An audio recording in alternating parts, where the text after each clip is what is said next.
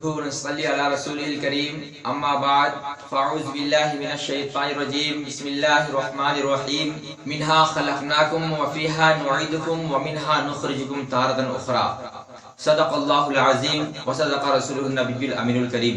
میں نے خطبہ مسنونہ کی بعد جس آیت کریمہ کی تلاوت کرنے کا شرف حاصل کیا اس کا آسان سے ترجمہ یہ ہے کہ اللہ فرماتا ہے کہ بے شک میں نے تمہیں اس مٹی سے پیدا کیا ہے اور اسی مٹی میں تم لوٹائے جاؤ گے اور اسی مٹی سے تم اٹھائے جاؤ گے۔ سامعین کرام، ناظرین کرام، میں آپ کے سامنے نماز جنازہ کا مکمل طریقہ بیان کرنے سے پہلے مناسب اور بہتر یہ سمجھوں گا کہ سب سے پہلے ہم جان لیں کہ نماز جنازہ کی فضیلت کیا ہے، جنازہ میں شامل ہونے کی فضیلت کیا ہے۔ تو حضرت ابو ہریرہ رضی اللہ تعالیٰ عنہ سے مروی ہے کہ نبی کریم صلی اللہ تعالیٰ علیہ وسلم نے فرمایا کہ جو کوئی نماز جنازہ میں شامل ہو اور نماز ادا کرے اور پھر جنازہ کے بعد اس وقت تک اس کے ساتھ رہے جب تک کہ لوگ دفن نہ کر دیں، تو اس شخص کو 2 قیرات کے برابر ثواب سے نوازا جاتا ہے۔ قیرات کیا ہوتا ہے؟ قیرات ایک احد پہاڑ کے برابر ہے۔ اب اس سے اندازہ لگا سکتے ہیں کہ احد پہاڑ کئی میل میں پھیلا ہوا ہے اور اس کے برابر ثواب ملتا ہے۔ تو میرے بزرگوں دوستوں، میں بتانا ہی چاہوں گا کہ نماز جنازہ فرض کفایہ ہے، چاہیے کہ ہم کہیں بھی ہوں تو ثواب کی نیت سے نماز جنازہ میں شرکت کریں، لیکن شرکت کرنے سے پہلے ہمیں ان باتوں کا خیال کرنا چاہیے کہ ہم اس کے کچھ جو ضروریات ہیں، اس کے جو فرائض و واجبات ہیں یا سنت و مستحبات ہیں، اسے جاننے کی کوشش کریں۔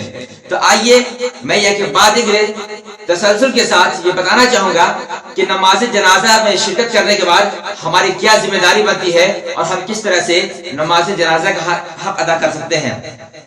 تو پہلے یہ جان لیں کہ نماز جنازہ میں شریک ہونے کے لیے وہی شرائط ہیں جو شرائط نماز میں پائی جاتی ہے، کہ جیسے کہ نماز سے پہلے ہمارا بدن پاک ہو، کپڑے پاک ہو، جگہ پاک ہو، اس کے علاوہ کہ قبلہ رخ ہو۔ تو یہ سب چیزیں نماز جنازہ میں بھی شرط ہے۔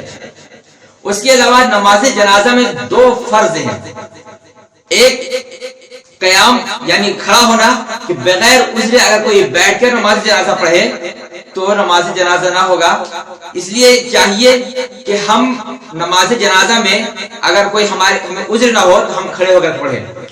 دوسرا فرض یہ ہے جسے ہم 4 تکبیر کہتے ہیں، کہ نماز جنازہ میں 4 تکبیر کہنا یہ فرض ہے۔ اس کے بعد آپ دیکھیں کہ اس میں سنت مؤکدہ 3 ہے۔ پہلا ثنا پڑھنا، یعنی پہلی تکبیر کے بعد جو ثنا پڑھتے ہیں یہ سنت مؤکدہ ہے۔ اس کے بعد درود پاک پڑھنا یہ بھی سنت مؤکدہ ہے۔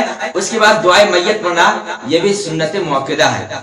اب میں آپ کو بتا دوں کہ نماز جنازہ میں مستحب یہ ہے کہ جو نماز پڑھانے کے لیے ہو انہیں یہ چاہیے کہ نماز جنازہ کا طریقہ ایک بار بتا دیں، لوگوں کو ذہن نشی ہو جائے اور وہ پھر مکمل طریقے سے نماز جنازہ ادا کر سکیں۔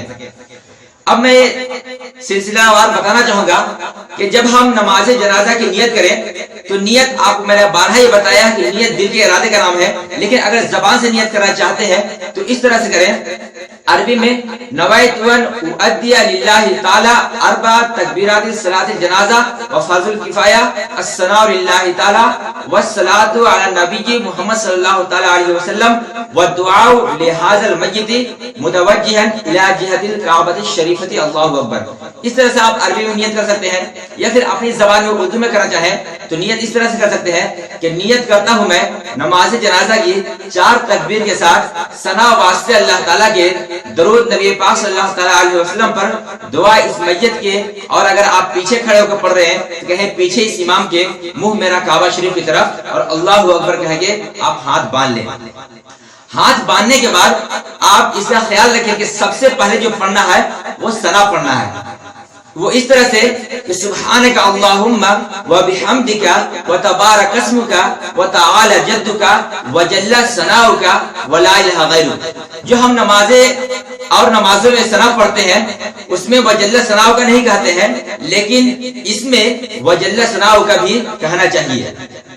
اس کے بعد دوسری تکبیر کہیں گے تو دوسری تکبیر کہنے کے بعد ہمیں اسی حال میں رہنا ہے، نہ اپنے ہاتھوں کو اٹھانا ہے اور نہ اپنے گردنوں کو اٹھانا ہے. بعض لوگ یا تو ہاتھ اٹھا دیتے ہیں، کچھ لوگ اپنے سر کو اوپر اٹھاتے ہیں اور آسمانوں کی طرف دیکھتے ہیں. یہ صحیح نہیں ہے. آدمی کو چاہیے کہ بس پہلی مرتبہ ہاتھ اٹھا کر جو باندھ لیا باقی باندھے رہے، اور جب بھی تکبیر کہی جائے تو تکبیر کو دہرائے.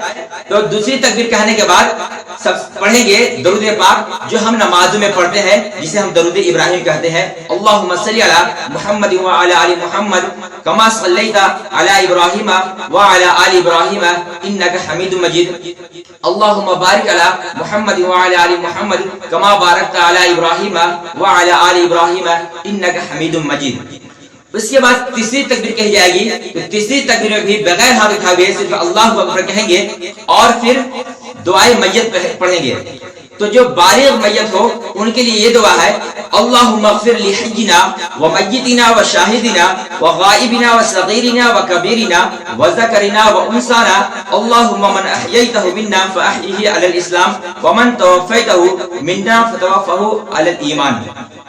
اس کے بعد اگر آپ دیکھیں کہ اگر میت چھوٹے کی ہے یعنی نابالغ بچہ ہو تو اس کے لیے یہ دعا پڑھیں: اللہم اجعلہ لنا فرطا واجعلہ لنا اجرا وظہرا واجعلہ لنا شافعا ومشفعا. اور اگر وہ جنازہ کسی نابالغ بچی کی ہے تو یہاں پہ یہ دعا پڑھنی چاہیے: اللہم اجعلہ لنا فرطا واجعلہ لنا اجرا وظہرا واجعلہ لنا شافعا ومشفعا. اس کے بعد چوتھی تکبیر کہی جائے گی اور چوتھی تکبیر کے بعد کچھ پڑھنا نہیں ہے تو آپ ہاتھ چھوڑ دیں گے اور پھر دائیں طرف السلام علیکم ورحمۃ اللہ اور پھر بائیں جانب السلام علیکم ورحمۃ اللہ. تو اس طرح سے آپ یہ نماز آپ کی مکمل ہو جائے گی.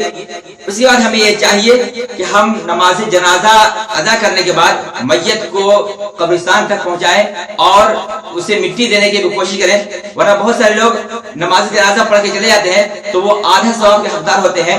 اس کے علاوہ کہ جب ہم مٹی دینے کے لیے جاتے ہیں قبر پہ تو وہاں پہ بھی کچھ منظر ایسے دیکھنے کو آتے ہیں کہ جب لوگ مٹی دیتے ہیں تو کوئی کلمہ پڑھتا رہتا ہے، کوئی سورت پڑھتا رہتا ہے.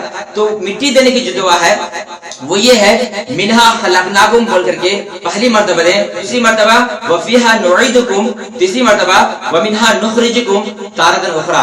آپ اسے پھر سے سن لیں: منہا خلقناکم وفیہا نعیدکم ومنہا نخرجکم تارۃ اخری. تو اس طرح سے آپ آسانی سے آپ حق ادا کر سکتے ہیں اپنے مسلمان ہونے کا. کیونکہ ہم دیکھیں کہ کوئی کام ہم کریں نہ کریں بحیثیت مسلمان یہ کام ہم ضرور کرتے ہیں. اگر دوسرے کے جنازہ میں شامل نہیں ہوتے ہیں تو کم سے کم اپنے رشتہ دار، اپنے والدین یا اپنے جو خیش و اقارب ہوتے ہیں ان کے جنازے میں ہم ضرور شامل ہوتے ہیں. ہمیں یہ چاہیے کہ زندگی میں نہ جانے کتنے لوگوں کو ہمیں دفن کرنا ہے، نہ جانے کتنے لوگوں کی نماز جنازہ ادا کرنی ہے. ہمیں یہ چاہیے کہ اسے ضرور وقت نکال کر ہم سیکھ لیں. بس اللہ سے دعا ہے کہ ہمیں ان باتوں کو سیکھ کر کے اس پر عمل کرنے کی توفیق عطا فرمائے. اور آپ کو یہ لگتا ہے کہ یہ اس سے کسی کا فائدہ ہو سکتا ہے، اس سے معاشرے میں کچھ تبدیلی آ سکتی ہے، تو اس پیغام کو دوسرے تک ضرور پہنچائیں. وما علینا